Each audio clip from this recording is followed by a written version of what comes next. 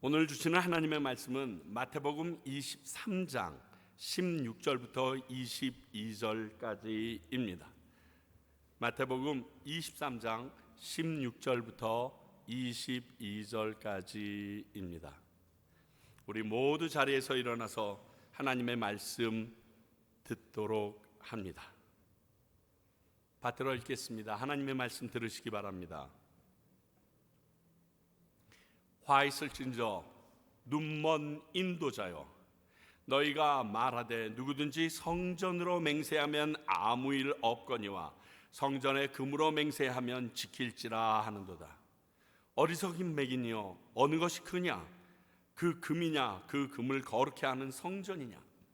너희가 또 이르되 누구든지 제단으로 맹세하면 아무 일이 없거니와 그 위에 있는 예물로 맹세하면 지킬지라 하는도다. 맹인들이여, 어느 것이 크냐? 그 예물이냐? 그 예물을 거룩하게 하는 제단이냐? 그러므로 제단으로 맹세하는 자는 제단과 그 위에 있는 모든 것으로 맹세하며, 또 성전으로 맹세하는 자는 성전과 그 안에 계신 이로 맹세하며, 또 하늘로 맹세하는 자는 하나님의 보좌와 그 위에 앉으신 이로 맹세함이니라. 하나님의 말씀입니다. 자리에 앉아 주시기 바랍니다. 기도하겠습니다. 하나님, 저희들이 오늘 주신 이 말씀을 받습니다. 그리고 이 말씀을 통하여 당신께서 나에게 주시는 그 음성을 듣고 그 말씀에 순종하기를 원합니다. 저희들이 당신이 말씀하실 때 나의 이득과 손실을 따져 순종하고 불순종하는 모습이 있음을 고백합니다.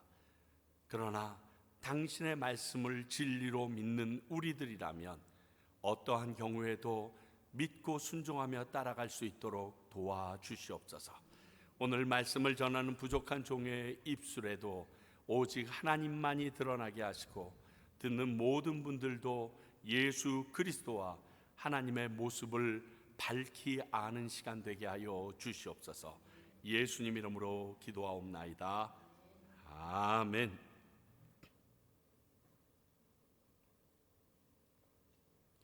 오늘은 지난번에 이어서 바리새인들과 서기관에게 하신 세 번째 화입니다.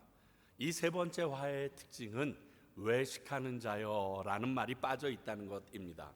그 대신 맹인된 자여 라는 말이 추가됩니다. 하나님께서는 사람들이 함부로 맹세하지 못하게 하시려고 맹세하면 반드시 지킬지니라 말씀하셨습니다.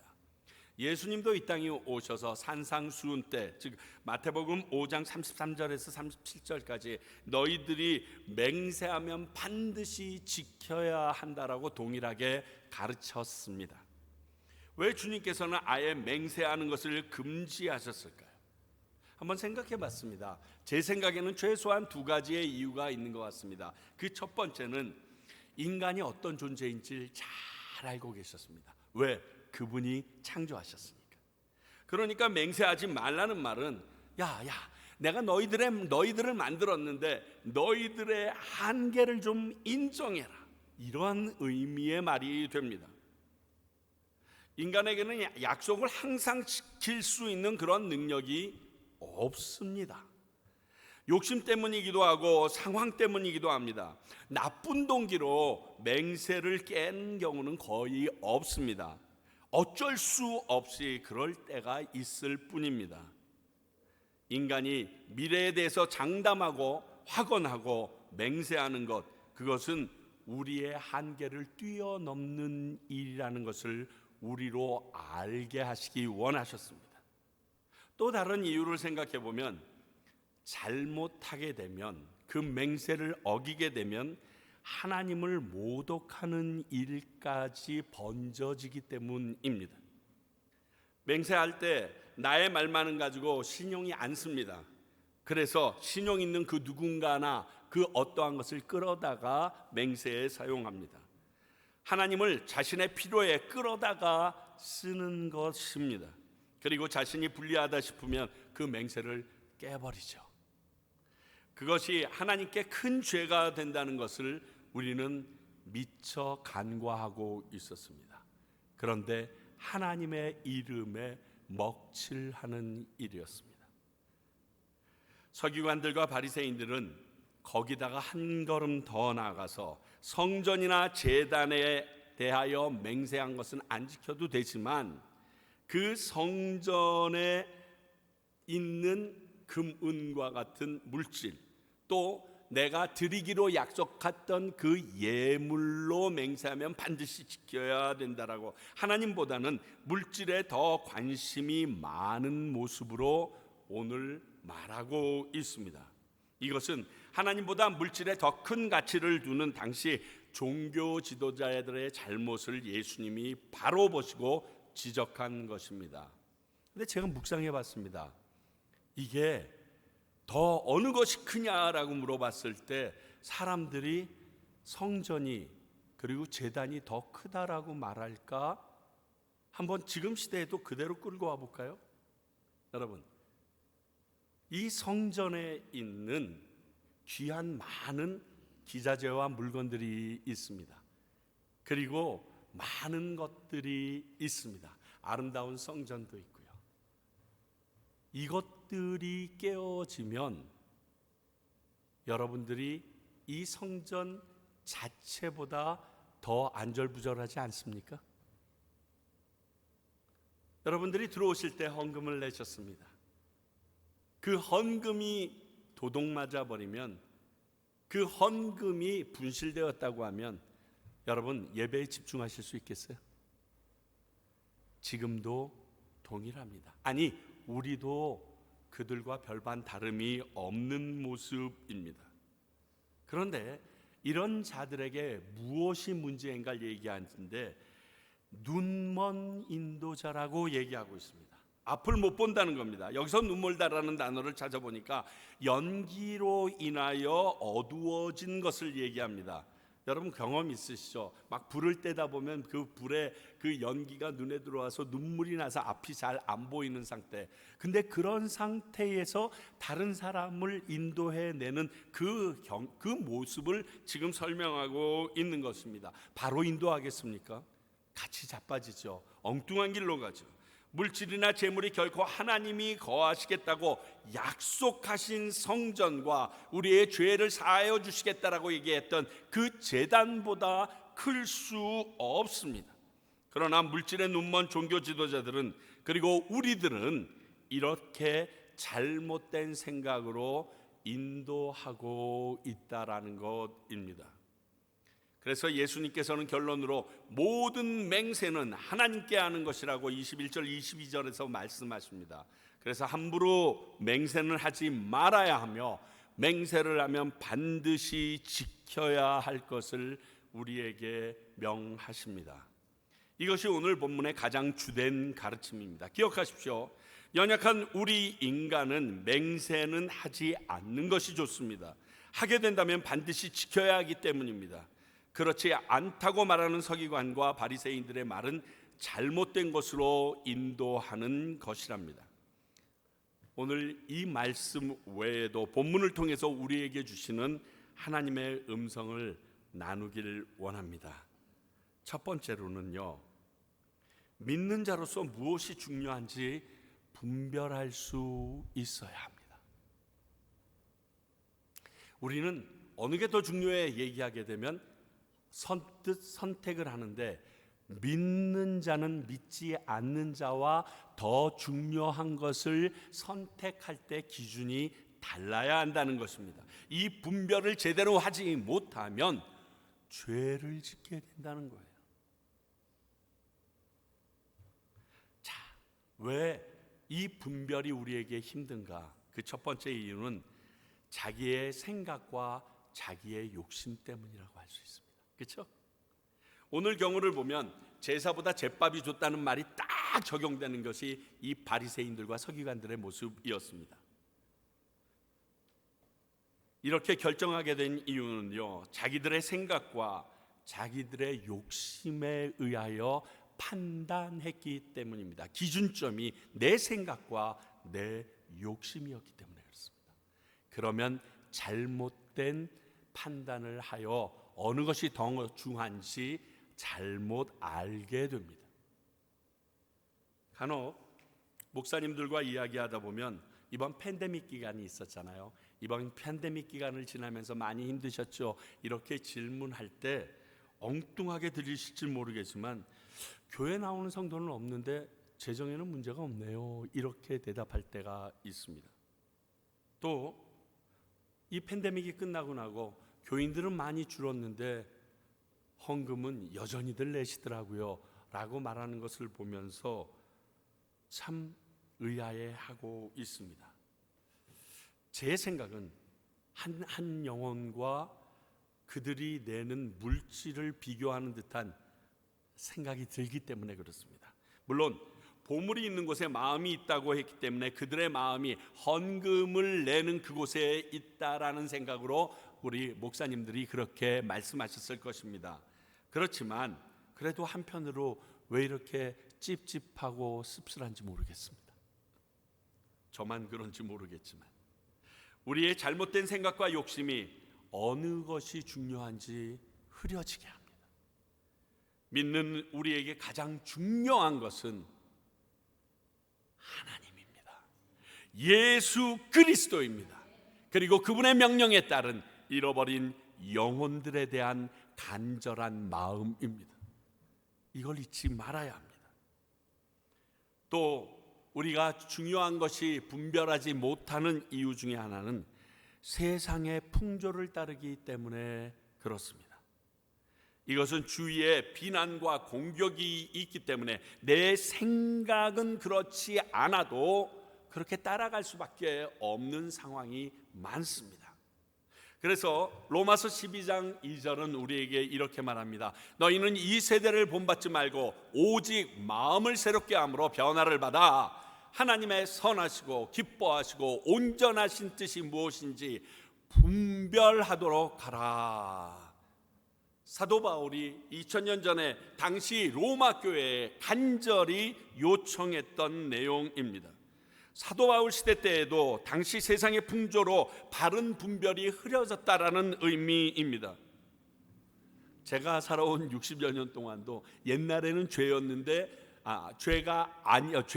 지금은 죄가 아니게 된 것이 엄청 많아졌습니다. 그런데 2000년이 지난 지금 사도 바울 시대보다 얼마나 하나님의 뜻과 다른 선 위에 와 있겠습니까? 자명한 일입니다. 이렇게 세상 풍조를 따라 판단하면 그 시대에 살면서는 어려움도 공격도 없지만 하나님 앞에서는요 다른 결과를 받을 수 있다는 사실을 기억해야 합니다. 그러므로 세상의 풍조보다 우리에게 이미 주어진 하나님의 말씀과 성령님의 인도하심에 민감하실 수 있어야 합니다. 간과하시면 안 됩니다. 그러나 우리도 모르는 사이에 이러한 판단을 할 수 있습니다. 깨어있으라고 하신 이유가 여기 있습니다. 우리는 누구도 예수님을 믿는다고 하면서 하나님을 거슬리려고 생각하는 사람은 없습니다. 그러나 내 생각과 욕심, 세상의 대세가 원하는 방향에 나도 모르게 젖어 있다 보면 그런 것들 중심으로 결정하는 것이 너무 자연스러워져서 넘어간다는 것입니다.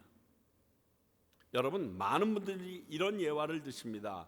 큰 비커컵 안에다가 개구리 한 마리를 넣어놓고 밑에서부터 천천히 물을 가열하게 되면 그 개구리는 따뜻하다 좋아하다가 자신의 살이 익어가는 줄 모르고 그대로 죽어간다고. 뜨거운 물에 바로 넣으면 팍 튀어나가지만 서서히 온도를 낮춰나가면 그렇게 된다라는 이야기를 들으신 적이 있을 겁니다. 제가 직접 실험을 해봤거든요. 정말 그래요. 정말 그래요. 조그만 개구리들은 금방 반응하는데요, 듬직한 개구리, 제법 오랫동안 내가 살아왔고 연륜이 있다라고 생각하는 교회의 묵은닭 같은, 그리고 목사 같은, 임직자 같은 인간들이 여기에 속하지 않나 하는 두려움이 있는데요, 진짜 가만히 앉아 있으면서 조금씩 한 3시간, 4시간에 걸쳐서 천천히 온도를 높이니까 바닥에서부터 점점 그 비컵 밑에 있는 불을 올리다 보니까요 싹 다 익었는데도 안 움직여요. 이게 문제입니다. 교회 열심히 다니고 하나님의 말씀을 듣고 주일날 교회도 갔다 왔고 헌금도 했고 심지어 복음도 전했고 선교회도 후원했습니다. 그런데 나도 모르게 세상의 풍조와 내 생각과 모든 것에 사로잡혀서 나는 영원히 죽어갔는 줄 모르는 것입니다. 우리는 이런 우리의 연약함을 알고 매일 말씀과 기도로 하나님의 음성에 가까이 나아가도록 노력해야 합니다. 그리고 그분의 뜻에 나의 삶을 맞추기 위하여 피 흘리기까지 노력해야 가능합니다. 그렇지 않으면 오늘 이 서기관과 바리새인들과 다름없을 바 없습니다. 말씀 앞에 온전히 나를 비춰보지 못하면 우리는 죽습니다. 살기 위하여 말씀을 내 삶 속에 투영하여 비칠 수 있는 저와 여러분들이 되길 바랍니다. 오늘 말씀 속에 또 하나 찾은 것은 하나님에 대한 무지가 다른 사람을 죄로 이끌어 갈 수 있다는 것입니다. 서기관과 바리새인들은요, 그 누구보다도 하나님을 잘 안다고 스스로 자부했던 사람들이고 정말 많은 성경 말씀을 알고 있던 사람들입니다. 밥 먹고 일어나서 이것만 하면 되는 사람들이었으니까요. 그러므로 우리는 하나님을 아는 것에 대해서는 매우 신중하고 겸손해야 합니다. 내가 조금 안다라고 다 안다라고 착각하시면 안 된다는 겁니다. 왜?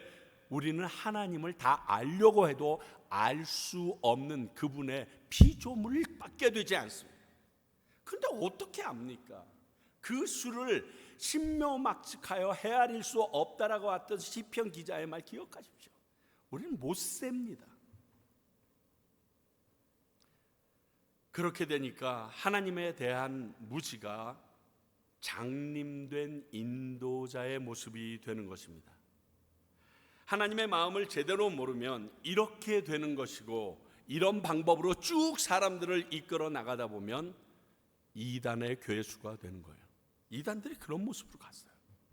자신들은 그게 맞다고 생각했어요. 그게 하나님의 모습이고 하나님의 말씀의 바른 해석이라고 생각했는데 아니었습니다. 그런데 그것을 철석까지 믿고 있으니까 이단 되는 겁니다. 이단은 끝이 다른 겁니다. 처음부터 다른 게 아니에요. 그래서 처음 이단들이 들어오면요, 그들을 반박할 내용이 성경에 아무것도 없습니다. 그런데 끝이 휘어버려요. 지난 김태중 선교사님이 5번의 설교를 통해서 현 개혁교회들이 따르는 신조에 대해서 나누어 주셨습니다. 사실 몹시 어렵고 힘든 내용들이라 저는 감히 엄두도 내지 못했는데 선교사님이 그것을 나누시겠다고 했을 때 난 얼씨구나 좋다고 그러고 빨리 여러분들이 들었으면 했어요.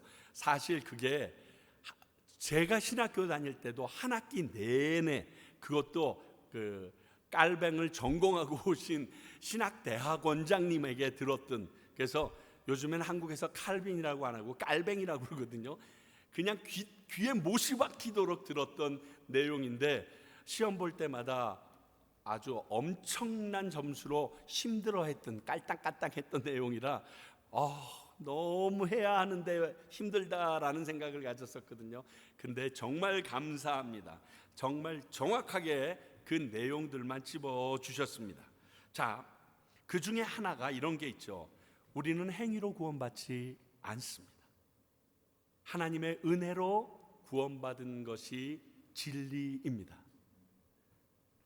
그런데 과연 하나님 앞에 바르게 살지도 못하고 아무 일도 보탬이 되지 못한 사람도 하나님은 자기의 자녀 삼아 주셔서 구원해 주실까요?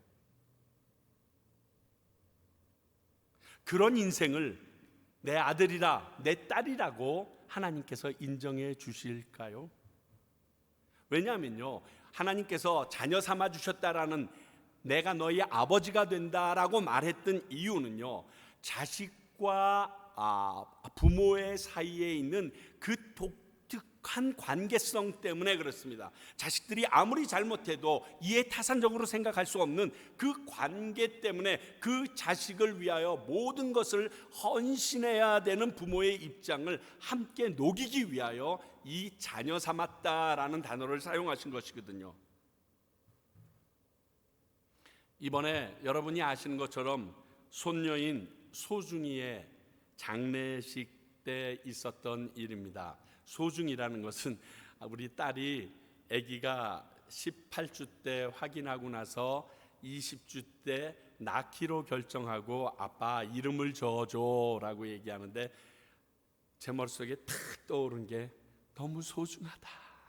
그 마음도 소중하고 그 아이도 소중하다. 그래서 제가 소중이라고 이름을 지어줬어요. 저희 딸이 먼저 고백하고 사위가 나와서 계속 고백을 하는 내용입니다. 사위는 한국말을 잘 못하기 때문에 영어로 보내준 것을 제가 약간 의역을 해서 옮긴 내용입니다. 사위의 허락을 받고서 나누는 거니까 걱정하지 마시기 바랍니다.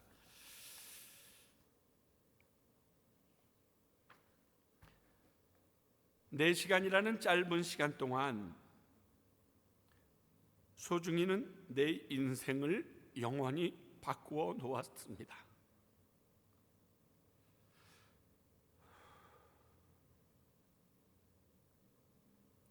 우리가 종종 한 사람의 가치를 아름다움과 유용성, 그 사람의 기여도로 평가하는 세상에서 우리 소중이에게는 그런 것들이 전혀 없었습니다. 두개골이 없었던 소중이는 얼굴로 엄마의 골반을 밀고 나와야 했기에 그 출산 때의 압력으로 인하여 얼굴이 보라색으로 부풀어 올라 죽을 때까지 짙은 보라색 멍을 얼굴에 가지고 있었습니다. 소중이의 두개골이 완전히 형성되지 않았으며 뇌가 노출되어 눈으로 볼 수 있었습니다. 아마도 소중이는 기능적으로 눈이 멀고 귀머거리였으며 생각을 처리할 수 없었을 것입니다. 이런 소중이가 살아남았었다면 그녀는 결코 배우거나 성장할 수 없었을 것입니다. 그러나 소중이의 엄마인 지니와 내가 처음 그녀를 보고 안았을 때 소중이의 엄청난 가치는 바로 분명하게 알 수 있었습니다. 아내가 말했듯이 그녀의 인생에서 가장 힘들고 고통스러운 경험이지만 그만한 가치가 있는 나의 가장 소중한 딸이었습니다. 이 사실은 변할 수 없었으며 소중이를 잃어버리는 것은 나를 무너져 내리게 하였습니다. 저는 너무 아프고 아내도 아파합니다. 왜냐하면 그녀는 우리의 딸임이 확실했기 때문입니다. 그러나 우리는 소중이는 예수님과 함께 있기에 더 이상 아프지 않고 행복하다는 것을 알고 있습니다.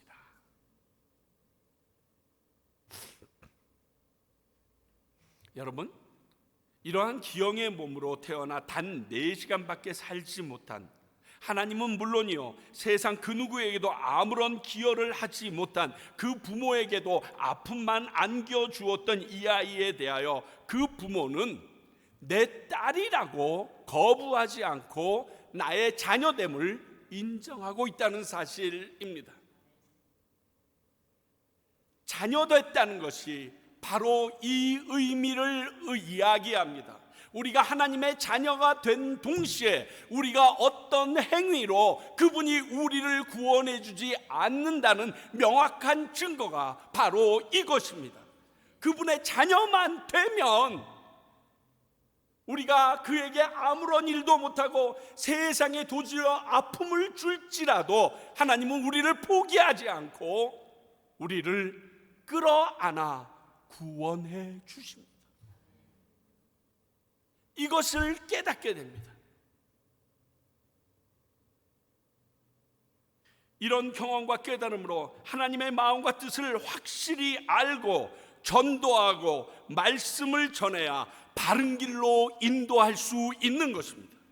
앞으로 평생 목회를 하게 될 우리 사위와 저희 딸에게는 하나님이 깨닫게 해주신 이 자녀됨의 아름다움이 모든 사람을 정죄하기보다는 인정하고 품는 어마어마한 자양분이 됐을 것은 확실합니다.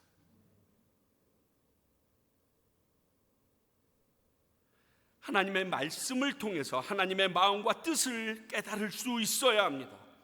하나님을 아는 방법은 성경 말씀이 그 시작입니다. 왜? 그 성경 말씀은 하나님이 직접 쓰신 것이기 때문입니다. 우리가 누구의 글을 보게 되면 그 사람이 어떠한 성품과 어떠한 생각으로 그러한 행동과 그러한 일을 했는지 그 이면을 알 수 있듯이 하나님의 성품과 하나님의 뜻을 알기 위해서는 우리가 성경을 바로 알아야 되고 성경을 읽고 깨닫는데 주저하지 말아야 합니다. 그래야 우리가 무지로 인하여 그들을 잘못된 길로 이끌지 않게 되기 때문입니다. 오늘 전체적인 본문 말씀을 보면요, 예수님은 이들이 깨달아 돌이키길 원하시기에 이 말씀을 하고 있다는 것을 느낄 수 있습니다. 비록 화 있을진저라고 꾸짖으셨지만 오늘의 문체를 보면요, 문장의 진행을 보면 그들을 비판만 하고 정죄만 하려고 하는 내용이 아닙니다. 예수님은 그들의 잘못을 바르게 알려주고 고쳐주고 계시는 것을 봅니다. 이것은 무슨 말이냐? 나는 너희들을 고쳐서 쓰길 원한다. 나의 사람으로 되돌아오길 원한다. 회복하길 원한다. 회개하길 원한다. 치유해 주길 원한다라는 내용이 이 안에 들어있음을 우리 누구나 느낄 수 있습니다. 이것은 하나님의 변치 않는 성품입니다. 우리를 너무너무 사랑하셔서 하나밖에 없는 외아들 예수 그리스도를 십자가에 달려 죽게 하셨던 그 일의 근원이 이 성품에서 시작되었기 때문입니다. 우리가 이런 잘못을 해도 주님은 이렇게 하실 것입니다. 깨달아 다시 회복하시고 주님 품에 돌아오게 하시길 바랍니다. 하나님은요, 세상 사람들에게 이 진리의 복음을 바로 알게 하여 주시기 원하시는 분이셨습니다.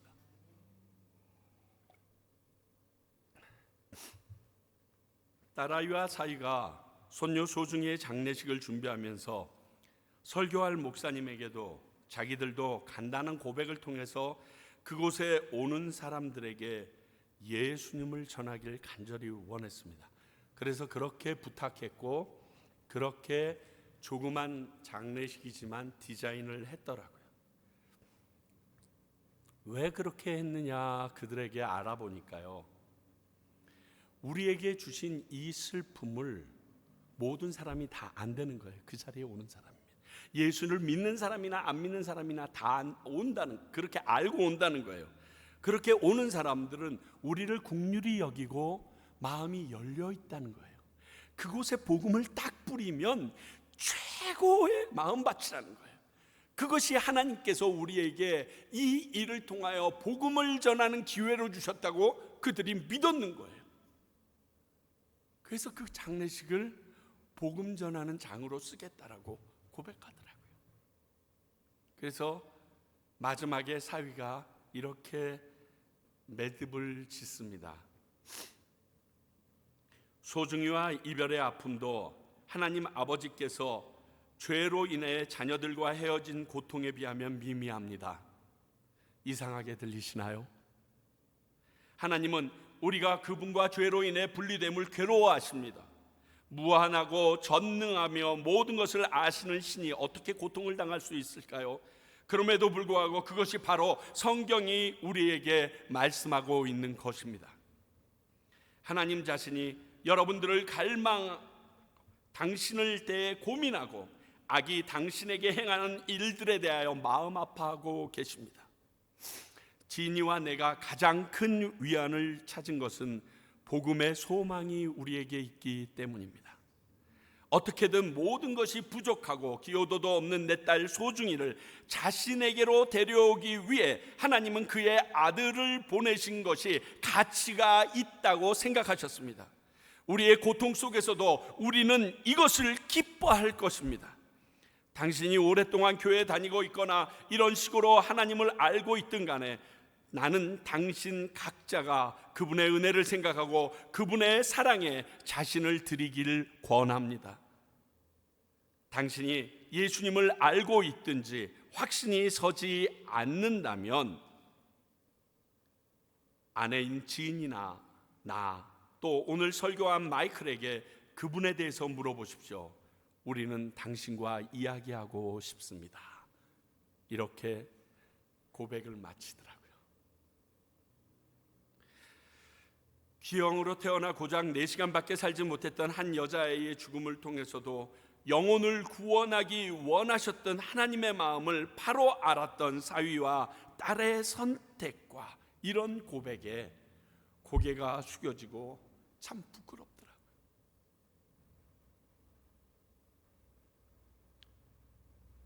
하나님은 이처럼 잃어버린 영혼이 주님께 회복되어 돌아오기를 원하십니다. 지금도 기다리고 계십니다. 그들에게 바른 복음이 전해지기를 원하십니다. 디모데전서 2장 4절 말씀입니다. 하나님은 모든 사람이 구원을 받으며 진리 예수 그리스도를 아는 데 이르기를 원하시느니라. 이 하나님의 뜻을 따라 바르게 살기 원하시는 예수님의 마음이 오늘 본문의 서기관과 바리새인은 물론이요, 이 자리에 있는 저와 여러분들, 그리고 우리가 영혼들을 위하여 예수 믿기 위하여 그토록 기도하는 그들에게도 전하여지길 원하십니다. 그러므로 흔들리지 말고 기도하고 담대히 전하시기 바랍니다. 예수 그리스도를 전하는 모습으로 사시기 바랍니다. 하나님의 뜻이기에 하나님은 반드시 이루어 주실 것입니다. 기도하겠습니다. 하나님, 감히 당신의 뜻을 저희들이 어찌하려 알겠습니까? 그러나 우리에게 분명하게 말씀하신 것조차 외면하고 살아가는 모습은 없는지요? 아버지, 바리새인들과 서기관들처럼 하나님을 제대로 알지 못하여 교회에 다니면서 말씀을 읽으면서 당신을 연구하면서 눈먼 인도자 되지 않도록 우리로 하여금 깨어있게 하시고 온전히 분별할 수 있는 능력 허락하여 주시옵소서. 그래야 저희들을 과테말라 땅에 보내신 하나님의 뜻과 이곳에 세워주신 평강교회의 놀라운 계획을 실현해낼 수 있는 저희들 되게 하옵소서. 예수님 이름으로 기도하옵나이다.